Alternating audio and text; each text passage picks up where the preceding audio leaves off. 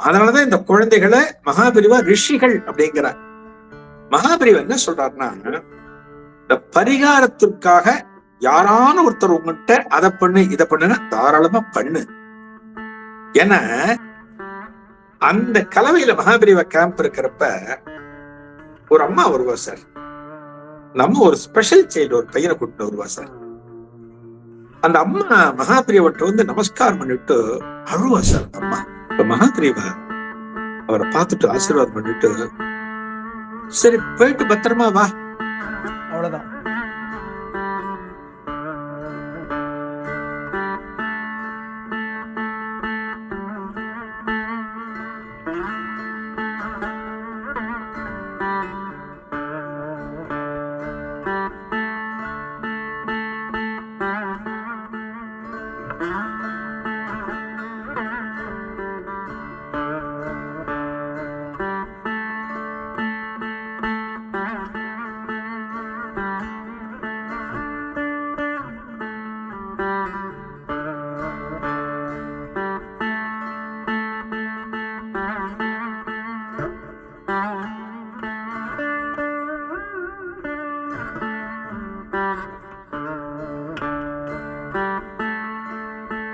ஜெய ஜெய சங்கர ஹரஹர சங்கர மகாபரிவா சரணம். இன்றைய அனுஷ தின சிறப்பு பதிவில் நம்முடன் இணைந்திருப்பவர் திரு சுவாமிநாதன். அவரை வரவேற்போம். வணக்கம் சார். வணக்கம், எப்படி இருக்கீங்க? நல்லா இருக்கும், நல்லா இருக்கும் சார். எங்களோட நீங்க இன்றைக்கு இணைஞ்சு மகாபரிவாளை பத்தி பேச இணங்கியதற்கு எங்களுடைய பாக்கியமா நினைக்கிறோம். ரொம்ப நன்றி சார். சந்தோஷம். சோ மகாபரிவாளை பத்தி நம்ம அனுபவங்களை வந்து கடந்த பதிவு செஞ்சோம், மக்களோட பகிர்ந்தோம். அவங்க எல்லாருக்கும் ரொம்ப சந்தோஷமா கேட்டாங்க. அதெல்லாம் உங்களுடைய சொந்த அனுபவங்கள். ஸோ இப்ப மகாபிரிவாங்கிறது கடந்து அவருக்கு ஒரு மகிமை இருக்கு. அவர் வந்து மக்களுடைய குறைகள் எல்லாம் தீர்த்து வச்சிருக்காரு. ஸோ இப்ப வந்து மக்கள் தங்களுடைய குறைகளுக்கு வந்து ஒரு வழி தேடுறதோ, ஒரு பரிகாரம் தேடுறதோ, அப்படி வந்து ஒரு நிலைமையில இருந்தானா மகாபரிவா அவளுக்கெல்லாம் என்ன சொல்லியிருக்கா? சார், நீங்க இப்ப கேட்கிற கேள்வி வந்து இது மகாபிரிவான்னு மட்டுமே இல்லை. இது வந்து குவைட் காமன். இது வந்து எல்லாருக்குமே தேவை. ஆனா மகாபிரிவா என்ன சொன்னாலுமே அது வந்து ரெக்கார்ட், அது வந்து வேத வாக்கு அப்படின்னு சொல்லுவோம். நீங்க பரிகாரம் அப்படின்னு ஒரு வேர்டு சொன்னேன். பரிகாரத்தை பத்தி மகாபிரிவா ஏதாவது சொல்லியிருக்காளா அப்படின்னு நீங்க கேட்கிறேன். முதல்ல இந்த பரிகாரம் அப்படிங்கிறது நம்ம வியூவர்ஸ் எல்லாருக்குமே புரியும். இருந்தாலும் ஒரு சில வார்த்தைகள் மட்டும் பரிகாரத்தை பத்தி நான் சொல்லிடுறேன். இப்ப பரிகாரம் அப்படிங்கிறது சார், இப்ப உதாரணத்துக்கு நான் உங்களை அடிக்கிறேன்னு வச்சுக்கோங்க. நான் பேச்சுக்கு தான் சொல்றேன், உங்களை அடிக்க மாட்டேன், கவலைப்படாதீங்க. உங்களை ஒரு அடி அடிக்கிறேன்னு வச்சுக்கோங்க, உங்க அடிச்சு விடுறேன். அந்த அடி என்னாகும், உங்களுக்கு வலிக்க ஆரம்பிக்கும். இப்ப கன்னத்துல அடிக்கிறேன்னு வச்சுக்கோல, நீங்க கன்னத்தை தடவ ஆரம்பிப்பேன், என்னது அடிச்சுட்டாருன்னு தடவுகள். அப்ப நான் என்ன பண்ணுவேன்னா, ரொம்ப சாரி சிவகுமார், நான் ஏதோ கோபத்துல அடிச்சுட்டேன் அப்படின்னு நான் உங்கள்கிட்ட சாரி கேட்கிறேன்னு வச்சுக்கோங்களேன். இந்த சாரி வந்து பரிகாரம் சார். நான் உங்களை அடிச்சதுக்கு நான் சாரி சொன்னது பரிகாரம். இப்ப சாரி நான் சொன்ன உடனே உங்கள்கிட்ட இருந்து வலி போயிடுமா? போகாது. வலி போகாது இல்லையா? இவ்வளவுதான் சார். நீங்க கேட்ட பரிகாரத்துக்கு ஒரு சின்ன எக்ஸ்பிளனேஷன் எல்லாருக்கும் புரியும்படியா சொல்லணும் அப்படின்னா, இப்ப அடிச்சதுக்கு பரிகாரம் சாரி சொல்றோம். ஆனா சாரி சொன்னா வலி போகாது. இது என்னன்னா சார், இந்த பரிகாரம் அப்படிங்கிறது சார், இது என்னுடைய தனிப்பட்ட கருத்து சார். நான் வந்து பல இதெல்லாம் படிச்சிருக்கேன், மகாபிரிவா இதெல்லாம் படிச்சிருக்கேன், அதை வச்சு நான் சொல்றேன் சார். ஆனா பரிகாரத்தின் மேல நம்பிக்கை இருக்கிறவாளை நான் நிச்சயமா குறை சொல்லவே இல்லை. நான் எல்லாத்துக்குமே விளக்கம் சொல்ல போறேன். இப்ப நீங்க கேட்டதுனால எல்லாத்துக்குமே விளக்கம் சொல்ல போறேன். மகாபிரிவா வந்து திருவிடை மருதூர்ல கேம்ப் இருக்கா சார். இப்ப மகாபிரிவோட அத்தியந்தமான ஒரு டிவோட்டி வந்து, அவருக்கு குழந்தை கிடையாது சார். குழந்தை கிடையாது. இப்ப குழந்தை கிடையாது அப்படின்னு சொன்னோம் அப்படின்னு வச்சுக்கோங்களேன், யாரு முதல்ல கவலைப்படுவான்னா பெரியவா தான் கவலைப்படுவா. பேரன் இல்லையே, பேத்தி இல்லையே அப்படிங்கிற கவலை அவளுக்கு தான் முதல்ல வரும். இந்த நான் சொல்ற பெரியவா பக்தருடைய மாமனார், ஒய்ஃபோட அப்பா இருக்கார் இல்லையா, அவருக்கு வந்து ஒரு கவலை சார். என்னடா நம்ம மாப்பிள்ளைக்கு குழந்தையே இல்லைன்னு சொல்லிட்டு அவர் என்னென்னவோ கோவில்லாம் போய் எல்லாம் பண்ணுவார் சார், பரிகாரம் பண்ணுவார். ஆனா என்ன பண்ணினாலுமே எஃபெக்ட் ஒண்ணு இருக்காது சார். அந்த சமயத்துல மகாபிரிவா திருவள்ளூருக்கு கேம்ப் வருவார். இவெல்லாம் சோழா அந்த டிஸ்ட்ரிக்ட்ல இருக்கிறவா எல்லாருமே. அப்ப வந்து அந்த மாமனார் கேட்பார் மாப்பிள்ளை கிட்ட, பெரியவா திருவள்ளூர்ல இருக்க, என் பொண்ணு நீங்க நான் 3 பேர் திருவள்ளூருக்கு போவோம். பெரியவாட்ட சொல்லுவோம், குழந்தை பிறக்கல பெரியவா, ஏதானும் பரிகாரம் சொல்லுங்க, குழந்தை பிறக்கணும் அப்படின்னு நம்ம போய் கேட்கலாம் அப்படின்னு சொல்றார் மாமனார் சொல்றார். இந்த மாப்பிள்ளை இருக்காரு பார்த்தல, ரொம்ப தெளிவானவர் சார் அவர். அவர் வந்து என்ன நினைக்கிறாருன்னா, நம்மளோட கர்மாவில எந்த பிறவியில நமக்கு குழந்தை கிடையாதுன்னா கிடையாது. இது வந்து ஒரு பரிகாரத்தை பண்ணினா குழந்தை பிறக்கும் அப்படிங்கறதுல அவருக்கு நம்பிக்கை இல்லை. அவருக்கு நம்பிக்கை இல்லை. ரொம்ப கான்ஸ்டன்ட், ரொம்ப தெளிவா இருக்காரு அவர். ஆனா கேட்கறது மாமனார் சொல்றாரு. இப்ப மாமனார்ட்ட எடுத்தோன்னே அதெல்லாம் குழந்தைலாம் பிறக்காது இந்த பிறவியில, நீங்க எல்லாம் வேண்டாம், அதெல்லாம் பெரியவாட்ட போக வேண்டாம்னு சொல்றதுக்கு மன சங்கடமா இருக்கு. சரி பரவாயில்ல போவுமே, அவரோட ஆசைக்கு போவுமே அப்படின்னு சொல்லிட்டு இவன் 3 பேர் திருடுவர் போறாரு சார். காத்துட்டு இருக்கா, 3 பேர் வெளியில காத்துட்டு இருக்கா, பெரியவா உள்ள இருக்கா. பெரியவா தன்னோட அணுக்க தொண்டத்தை விட்டுட்டு இவரை மட்டும், இந்த பக்தரை மட்டும் உள்ள கூப்பிடுற. அந்த மாமனார் எந்திரிக்கிறார். ஏன்னா பெரியவாட்ட போய் சொல்லணும் இல்லையா, என் மாப்பிள்ளை குழந்தை இல்ல, பெரியவா அனுகிரகம் பண்ணணும் அப்படி சொல்றதுக்காக மாமனாரும் எந்திரிக்கிறார். அப்ப இந்த கூப்பிட போன அணுக்க தொண்டர்கிட்ட சொல்ற, உங்களை பெரியவா கூப்பிடல, நீங்க உட்காரும்போ, இவர் மட்டும்தான் கூப்பிட்டார் அப்படின்னு அந்த மாப்பிள்ளையை மட்டும் கூப்பிடுவார் சார். அவர் உள்ள போவார், பெரியவாளை போய் நமஸ்காரம் பண்ணுவார். நமஸ்காரம் பண்ணோடனே பெரியவா கேட்பார் சார், இவர் சொல்றது முன்னாடி பெரியவா கேட்பார், என்னடா உனக்கு குழந்தை பிறக்கணுங்கிறதுக்காக உன்னோட மாமனார் தன்னோட பொண்ணு ஒன்னையும் கூட்டு நீங்க வந்துட்டாளா அப்படின்னு கேட்பார் சார். இவருக்கு ஷாக்கா இருக்கும். ஆமா பெரியவா அதுக்குதான் வந்திருக்கா அப்படின்பார். சரி நான் உன்னை மட்டும் எதுக்கு கூப்பிட்டேன் அப்படின்னா, உனக்கு வந்து பரிகாரம் பண்ணினா குழந்தை பிறக்குங்கிற நம்பிக்கை உனக்கு இருக்கா அப்படின்னு கேட்பார் சார். அவர் சொல்லுவார், இல்ல பெரியவா, இந்த பிறவியில் எனக்கு குழந்தை கிடையாதுன்னா கிடையாதுதான் பெரியவா, அதை நான் நம்புறேன், கர்மாவை நான் நம்புறேன், இதுக்கு பேர் கர்மா சார், நான் கர்மாவை நம்புறேன் பெரியவா அப்படிம்ப. அப்ப பெரியவா சொல்லுவார், அதான்டா உண்மை, இந்த பிறவியில உனக்கு குழந்தை கிடையாது, இந்த குழந்தை பிறக்கணுங்கிறது உனக்கு இந்த பிறவியில எழுதப்படலை, இப்படிதான் இருக்கணும், இதுதான் கர்மா அப்படின்னு மகாபிரிவா சொல்லுவார் சார். அத சொல்லிட்டு மகாபிரிவா ஒரு அருமையான விளக்கம் சொல்லுவார் சார். அது நம்ம அத்தனை பேருக்கும் இன்னைக்கு அது தேவையான ஒரு விளக்கம். ஒரு பரிகாரத்திற்காக இப்ப நிறைய பேர் சொல்லுவா, நீங்க வந்து ராமேஸ்வரத்துக்கு போங்கோ, இந்த ஹோமத்தை பண்ணுங்கோ, நீங்க காசிக்கு போங்கோ, கங்கையில இவ்வளவு நாள் ஸ்நானம் பண்ணுங்கோ, கும்பகோணம் போங்கோ, இந்த தீர்த்தத்துல ஸ்நானம் பண்ணுங்க, நிறைய பரிகாரம் மக்கள் இன்னைக்கு சொல்றா, நிறைய பேர் சொல்றா, இந்த ஹோமத்தை பண்ணுங்கோ எல்லாமே சொல்றா. மகாபிரிவா என்ன சொல்றாருன்னா, இந்த பரிகாரத்திற்காக யாரான ஒருத்தர் உங்ககிட்ட அதை பண்ணு இதை பண்ணுன்னா தாராளமா பண்ணு. ஏன்னா நீ பண்ற நல்ல காரியம் இருக்குல்ல, ஒரு ஹோமம் பண்றியோ, ஒரு புண்ணிய தீர்த்தத்துல ஸ்நானம் பண்றியோ, ஒரு கோவிலுக்கு போறியோ, அதனால உனக்கு கிடைக்கக்கூடிய பலன், நற்பலன் அப்படின்னு ஒண்ணு இருக்கு இல்லையா, அது உனக்கு ஒருவேளை உதவலாம் அப்படின்னு பெரியவா வந்து ஒரு ஜஸ்டிபிகேஷன் சொல்றாரு. பரிகாரத்தினால குழந்தை பிறக்கும் அப்படிங்கிறது அவ்வளவா ஏத்துக்க முடியாது அப்படிங்கிறது பெரியவா வந்து கரெக்டா சொல்றாரு. இன்னொரு இன்சிடென்ட் கூட சொல்லலாம். இதே மகாபிரிவா கலவை, வேலூர் பக்கத்துல கலவை இருக்கு, மகாபிரிவாவுடைய குரு பரமகுரு அவ பிருந்தாவனங்கள் அங்கதான் இருக்கு. அந்த கலவையில மகாபிரிவா கேம்ப் இருக்கிறப்ப ஒரு அம்மா வருவா சார். நம்ம ஒரு ஸ்பெஷல் சைல்டு ஒரு பையனை கூட்டிட்டு வருவா சார்.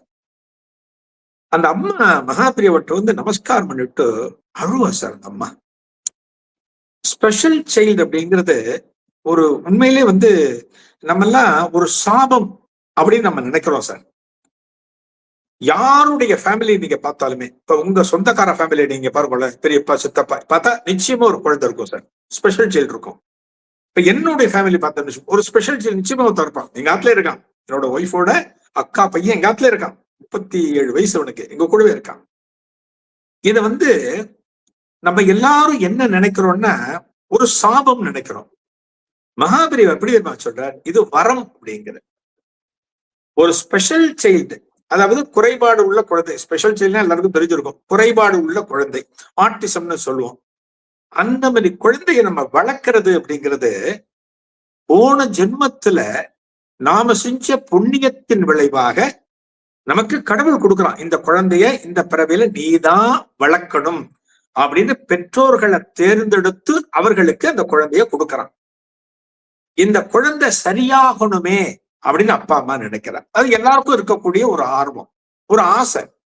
ஆனா பெரியவர் என்ன சொல்ற, ஆகாதுங்கிற. அந்த பிறவி இப்படித்தான் இருக்கணும். இதுக்கு நீ பரிகாரம் பல பேர் சொல்லுவா, நீ இந்த கோவில்ல பண்ணு, உடசீல கோயிலுக்கு கேட்கலாமா? சொல்லுங்க. பெரியவா ஏன் வந்து அந்த மாதிரி ஒரு ஸ்பெஷல் சைல்ட இவங்கள்ட்ட தான் வந்து பிறக்கணும், இப்படி வந்து ஒரு புண்ணியம் பண்ணின ஒரு தம்பதியருக்கு தான் அவர் பிறக்கணும் அப்படின்னு நினைக்கிறதுக்கான என்ன காரணம் சொல்றாரு? அதாவது சார், இதுதான் நம்ம கர்மான்னு சொல்லுவோம் சார். கர்மாவில் எப்படின்னா சார், இன்னாருக்கு இன்னார் என்று எழுதி வைத்தானே தேவன் என்று ஒரு சினிமா பாட்டே ஒண்ணு இருக்கு. யாருக்கு யார் மகனா பிறக்கணும், யாருக்கு யார் அப்பா அம்மாவை வரணுங்கிறதுலாம் ஏற்கனவே எழுதப்பட்ட ஒன்று சார்.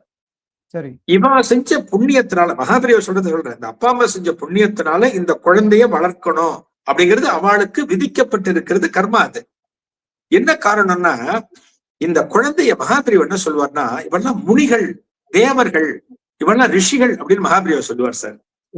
இப்ப நம்மளோட குழந்தை ஒரு ரிஷி அப்படின்னா உங்களுக்கு எவ்வளவு இதுவா இருக்கும். அது ஏன் ஒரு ரிஷி வந்து பிறக்கறச்சே ஏன் ஸ்பெஷல் நீட் சைல்டா பிறக்கணும் சார்? அது வந்து சார் கர்மாவை கழிக்கணும் இல்லையா சார்? இதுக்கு யாரா இருந்தாலும் கர்மா உண்டு சார். மகாபிரிவலா இருந்தாலும் கர்மா உண்டு, பகவான் ரமணரா இருந்தாலும் கர்மா உண்டு. பகவான் ரமணர் வந்து கடைசி காலத்துல அவருக்கு வந்து ஒரு கேன்சர், ஒரு தொற்று நோய் அவருக்கு, கேன்சர் அவருக்கு. ஒரு பகவான் நினைச்சா அந்த கேன்சரை தள்ள முடியாதா சார்?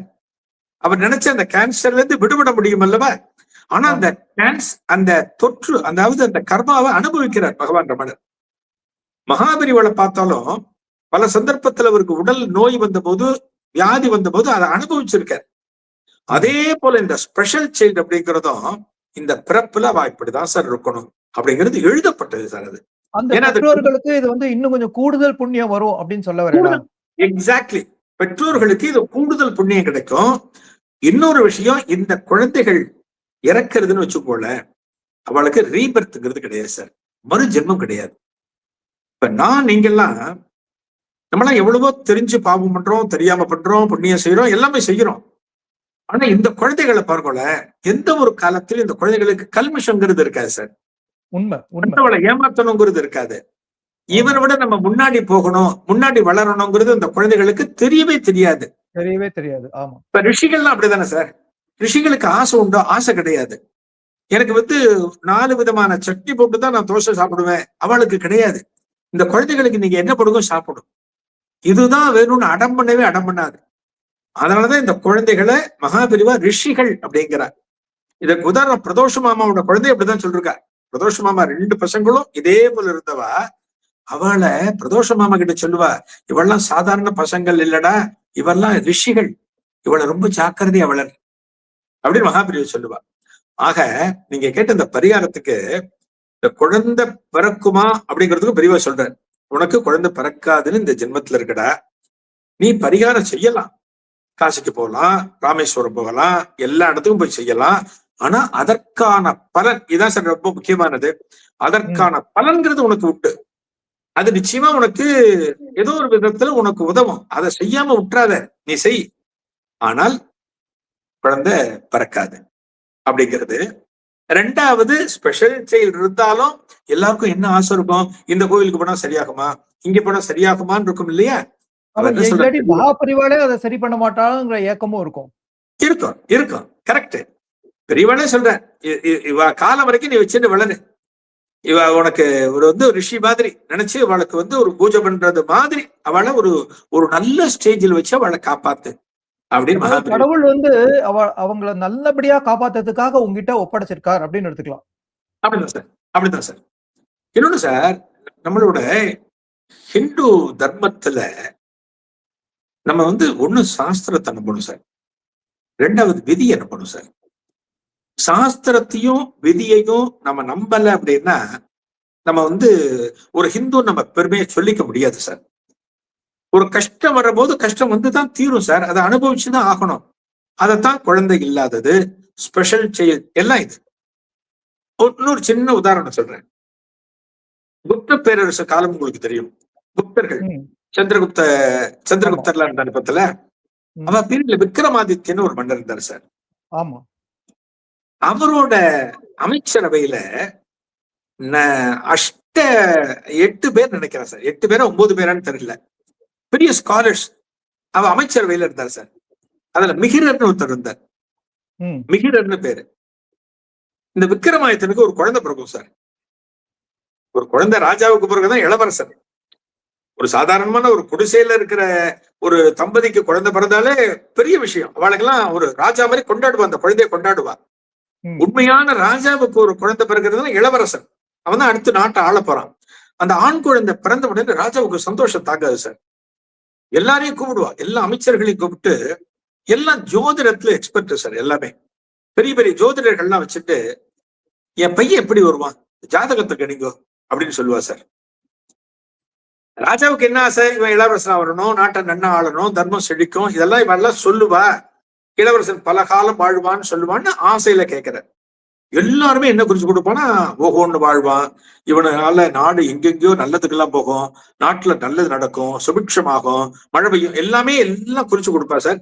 இந்த மிகிரர் மட்டும் என்ன சொல்லுவார்னா, 16 வயசு முடிகிறப்ப உன்னோட பையன் பன்றியால் இறந்து போவான். பன்றியால் இறந்து போவான் அப்படின்னு சொல்றாரு சார். குழந்தை அப்பதான் பிறந்திருக்கு. இந்த குழந்தை 16 வயசுல இறந்து போகணும்னா எப்படி இருக்கும்? யாரும் சொல்லல, இவர் மட்டும் சொல்றாரு சார். ராஜாவுக்கு கோபம் வரும். என்ன நீ என் பையனை பத்தி எல்லாரும் எப்படி சொல்றாங்க, ஆகா ஓன்னு சொல்றான், நீ இப்படி சொல்றியன்னு சொல்லிட்டு கோவப்படுவார் சார். இல்ல ராஜா, நான் வந்து உண்மையை சொல்லணும். ஏன்னா பெரிய ஜோதிட ஸ்காலர் சார் மிகிரர். நீங்க பார்த்தீங்கன்னா அந்த காலத்துல வந்து அஸ்ட்ரானமி எல்லாம் படிச்சவர். அவர் பெரிய ஜோசியத்துல பெரிய வல்லுநர். அவர் கரெக்டா குறிச்சு கொடுத்திருக்கார். என்ன பண்ணுவார், 16 வயசு முடிகிறப்ப என் பையன் இறந்து போவான்னு நீ சொல்ற, அது வரைக்கும் நான் உள்ள உன்னை ஜெயில போட போறேன். நீ ஜெயில இருக்கணும், 16 வருஷம் இருக்கணும். 16 வருஷம் முடிகிறப்ப என் பையன் இறந்து போனான்னா உன்னை ரிலீஸ் பண்ணுவேன். என் பையன் இறந்து போனா உன் தலையை நான் கட் பண்ணிடுவேன் அப்படின்னு ராஜா சொல்லிட்டு அவரை ஜெயில போட்டதா சொல்லுவான். ஜெயில்னா ஒரு பெரிய ஸ்காலர். ஜெயில்னா கஷ்டப்படுற ஜெயில ஒரு சௌகரியமான ஜெயில்னு வச்சுக்கோல. அந்த 16 வருஷம் வரைக்கும் ரொம்ப ஜாக்கிரதையா பாதுகாப்பான் சார். அந்த மிகிரர் சொன்ன பீரியட் வந்து என்ன பண்ணுவான், நாட்டுல இருக்கிற பன்றிகள் எல்லாத்தையும் கொண்டுடுவான் சார். இந்த அரசாங்கத்தினுடைய சின்னம் எலக்ஷனைன்னு சொல்லுவோம், எம்பளம் சொல்லுவோம் இல்லையா, இந்த ராஜாவுடைய சிம்பலே பன்றிதான். அதனால என்ன பண்ணுவான், ஊர்ல இருக்கிற அத்தனை பன்றிகளையும் கொள்ளுவான் சார். அவன் 16 வயசு ஆரம்பிக்கிறப்ப. ஏன்னா பண்ணி தானே அவனை சாகடிக்குன்னு சொல்லியிருக்கான். பண்ணியே ஊர்ல இல்லைன்னா எப்படி அவன் சாக முடியும்? எல்லா பண்ணியும் கொண்டு விடுவான் சார். இவன் என்ன பண்ணுவான், அந்த 16 வயசு முடிகிற சமயத்துல ஒரு பங்களா மாதிரி ஒரு 6-7 மாடி மாதிரி கட்டி அதுல மேல வச்சிருவான் சார். 6வது மாடியில அவனை வச்சிருவான் சார். 7வது மாடி மொட்டை மாடி. இவன் மிகிரர் அப்பப்போ போய் பார்த்து, என் பையன் ரொம்ப சேஃபா இருக்கான் தெரியும் இல்லையா, அவனுக்கு ஒண்ணும் ஆகாது, 16 வருஷம் முடிய போறது, உன் தலை போறதுதான் நிச்சயம் அப்படின்னு சொல்லுவான் சார் ராஜா. அந்த 16வது வருஷம் முடிகிறப்ப ராஜா ஏதோ வேலையை வெளியப்படும், ஒரு அரசு பணி, ஏதோ ஒரு முக்கியமான கவர்மெண்ட் வேலை, எங்க போக முடியாது சார். போயிட்டு வந்த உடனே கேட்பான், பையன் எப்படி இருக்கான், சேஃபா இருக்கானா அப்படிமா. எல்லாம் தலையை தொங்க போடுவோம் சார். என்னாச்சுன்னு விறுவிறுன்னு மேல போவான் சார். பார்த்தா 7வது மொட்டை மாடியில பையனோட உடம்புல ரத்தம் பெருகி கீழ் விழுந்து கிடப்பான், செத்துருப்பான். என்னன்னு பார்த்தா, இந்த நாட்டினுடைய எம்பளம் சொன்னல பன்றி, அது வந்து ஒரு பெரிய மெட்டல்ல ஒரு கொடி மாதிரி மெல்ல வச்சிருந்தா சார், ஒரு பில்லர் போட்டு வச்சிருந்தா. அது இவனுக்கு தெரியல. ஒரு காத்து பயங்கரமா அடிச்சு இந்த பையன் திடீர்னு 6வது மாடியில இருந்து கொஞ்சம் நான் காலார நடக்கிறோம்னு சொல்லிட்டு மாடிக்கு போயிருக்கான் சார். அதான் விதிங்கிறது, அந்த பையனை மாடிக்கு கூப்பிடுறது. அவங்க நடக்கிறப்ப இந்த காத்தடிச்சு அந்த எம்பளம், அந்த லோகோ இருக்கு பதில, அந்த மெட்டல் அது விழுந்து அதுல இருக்க ஷார்ப்பான எட்ஜஸ் அவனோட செஸ்ட்ல குத்தி பையன் இறந்து போயிட்டான் சார்.